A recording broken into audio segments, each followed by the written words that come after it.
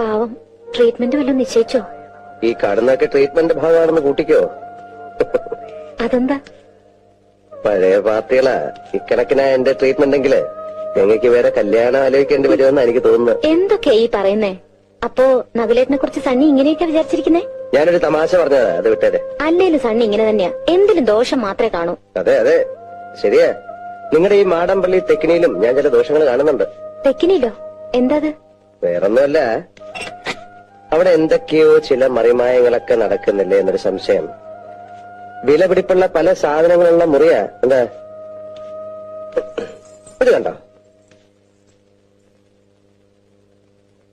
ഇതെവിടുന്ന് കിട്ടി? ഇതാ നാഗവല്ലിയുടെ ചിലങ്ക. അതായത് 150 പരം വർഷങ്ങൾ പഴക്കമുള്ള ചിലങ്ക. ആ എന്നാ തെറ്റി, ഇതാ ചിലങ്കയല്ല. ഇതിന് 5 വർഷത്തെ പഴക്കം പോലുമില്ല. എന്ന് വെച്ചാൽ നാഗവല്ലിയുടെ വിലപിടിപ്പുള്ള ഒറിജിനൽ ചിലങ്ക തെക്കിനിയിൽ നിന്ന് പോയി എന്നർത്ഥം. എവിടെ പോവാൻ? ഇത് തന്നെയാ ആണെന്ന് തോന്നാം, പക്ഷെ ഒറിജിനൽ അല്ല.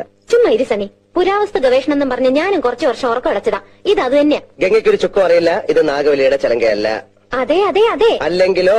ആണെങ്കിലോ? അല്ലാന്ന്. അതെന്ന് എന്നാര് പറഞ്ഞു? ഞാൻ പറയുന്നു. ഞാൻ ഇതൊക്കെ കുറെ പഠിച്ചിട്ട് തന്നെ. എന്നാ അങ്ങേപ്പുറത്ത് പോയി പഠിച്ചിട്ടാ ഞാൻ പറയുന്നത് ഇത് നാഗവല്ലിയുടെ ചിലങ്കയല്ല. ചുമ്മാ കിടന്ന് തർക്കിക്കാതെ. ആരാ തർക്കിച്ച്? ഞാനാണോ? പിന്നെ ഞാനാണോ? ഞാൻ 1001 തവണ വ്യക്തമായി തെളിയിക്കാം, ഇത് നാഗവല്ലിയുടെ ചിലങ്കയല്ല. ഗംഗയ്ക്കൊരു